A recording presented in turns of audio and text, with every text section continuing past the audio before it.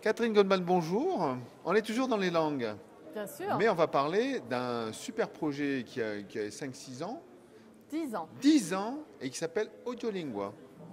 Alors, il s'agit de quoi? Alors, Audiolingua est une banque de ressources brutes, des fichiers son en MP3, en 13 langues. Donc, il y a le français langue étrangère, allemand, anglais, espagnol, chinois, italien, portugais, russe, arabe, et même 3 langues régionales, le corse, non, 4 langues régionales, corse, catalan, occitan et créole. Ok. Et donc, nous avons plus de 5300 fichiers son dans toutes les langues qui sont disponibles pour tous ceux qui souhaitent s'entraîner à parfaire la compréhension orale dans une des langues qu'ils essayent d'apprendre, qu'ils apprennent. Donc on comprenne bien, c'est une plateforme qui héberge ces 5000 fichiers. Il faut un authentifiant, login, password, je suppose, pour accéder aux fichiers, ou c'est vraiment... Ah bah, c'est accessible à tous librement pour une écoute directe en streaming, donc avec un petit lecteur. On peut même donc faire sur pause, revenir pour réentendre un mot, une phrase. Et on peut télécharger ces fichiers, on peut les podcaster. Donc là, on va même avoir un petit flashcode pour les flasher directement pour accéder à la page de la ressource. Voilà. Et toutes ces ressources sont classées par niveau du cadre, donc par difficulté, A1, A2, B1, B2, C1, C2, et par thème, etc. Donc il y a un moteur de recherche puissant pour trouver la bonne ressource. Alors, est-ce qu'elles sont associées à une fiche technique, comment utiliser la ressource, avec le Non, texte qui va avec? Donc, comment c'est... non, c'est de la ressource brute, donc il n'y a pas de transcription, il n'y a pas d'exercice. Donc il y a juste le fichier son.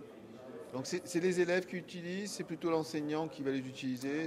Comment ça se... Alors les deux, c'est-à-dire qu'il y a beaucoup d'enseignants évidemment qui utilisent, à la fois pour entraîner ou même pour évaluer, mais on peut évidemment, quand on apprend, aussi l'utiliser librement.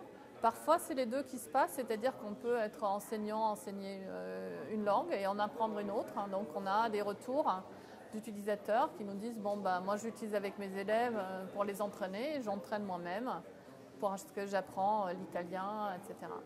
Donc dans la production, qui produit? C'est collaboratif? C'est plusieurs enseignants? Comment ça se passe? Alors c'est un site effectivement qui est collaboratif, c'est-à-dire que étant donné qu'on est tous locuteurs d'une langue au moins, de sa langue maternelle, tout le monde peut contribuer au site directement. Il y a une page, proposer des ressources, où on peut télécharger son fichier. Et après, évidemment, il y a une équipe qui administre le site, qui va contrôler ces fichiers, qui va le mettre en ligne. D'accord. Donc tout le monde peut contribuer. Donc ça peut être quoi? Ça peut être des conversations, ça peut être d'un texte d'auteur, ça peut être quoi comme Alors non, ressource? ça ne peut pas être un texte d'auteur parce que, Il y a des en droits? fait, voilà, il faut évidemment, il y a des droits, donc ça ne c'est pas possible. Après, ça peut être, si c'est une poésie qui est dans le domaine public, ça peut être une récitation de poésie, mais en général, c'est plutôt les gens parlent de leur vie, sans des témoignages.